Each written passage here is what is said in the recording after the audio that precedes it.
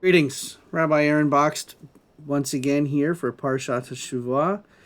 This week's our Torah portion is Parashat Pinchas from the book of Numbers, chapter 25:10 through chapter 31, verse 1.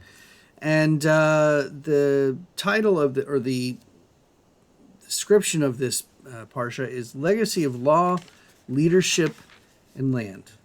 The outline consists of the legacy of priestly leadership, legacy of the land, legacy and land, legacy of Mosaic leadership and authority, and communal legacy for continuing relations with God. So the Torah portion begins the legacy of priestly leadership. Adonai spoke to Moses, saying, Phinehas, son of Eleazar, son of Aaron the priest, has turned back my wrath from the Israelites by displaying among them his passion for me, so that I did not wipe out the Israelite people in my passion.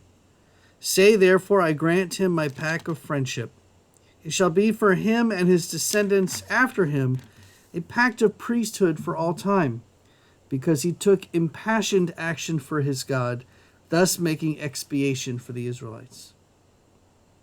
And it continues with this description of the plague being over, and Aaron being told, or Moses being told to tell Eleazar and the son of Aaron the priest, to take a census of the whole Israelite community from the age of 20 years up by their ancestral houses, all Israelites males able to bear arms.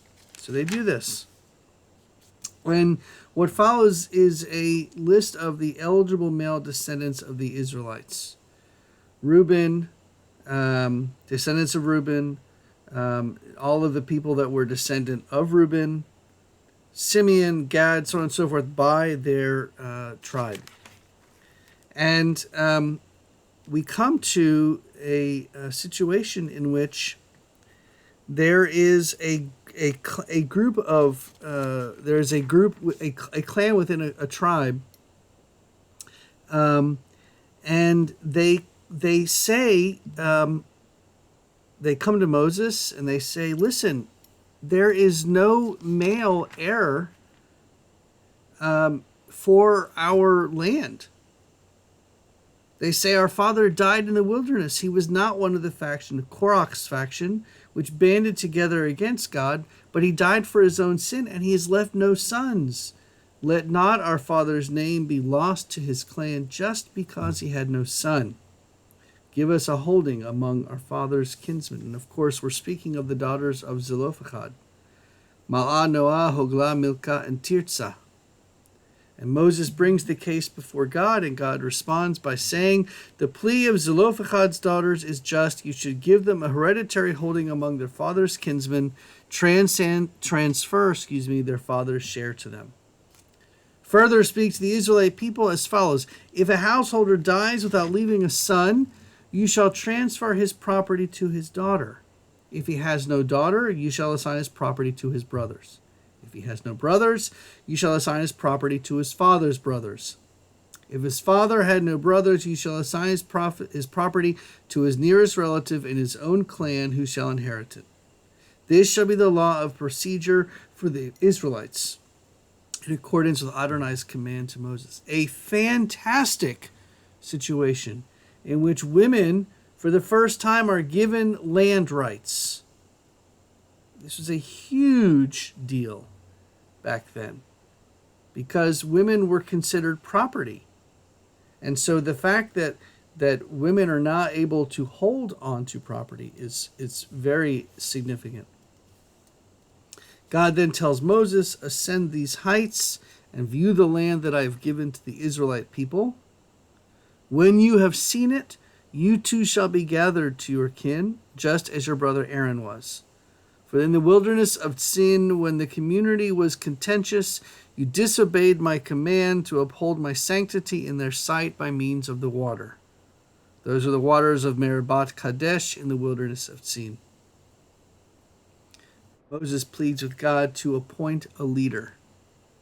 And God says, Joshua, son of Nun, an inspired leader, lay your hands upon him Have him stand before Eleazar the priest and before the whole community, and commission him in their sight.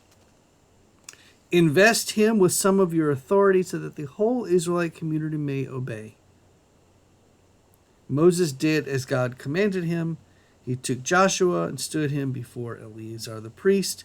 He laid his hands on him and commissioned him, as Adonai had spoken through Moses. The Hebrew word vayismoch, smach, the passing on from one, laying the hands from one generation to the next. Every single rabbi receives this smicha, this passing of the responsibility. I received my smicha from Rabbi David Ellenson at my ordination.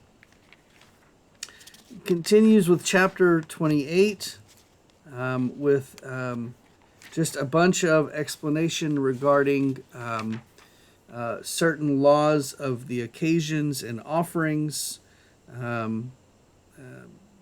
the daily offerings, the Sabbath, new moon, Passover, unleavened bread, and so on and so forth, Feast of Weeks, Shavuot. And the Torah portion concludes with,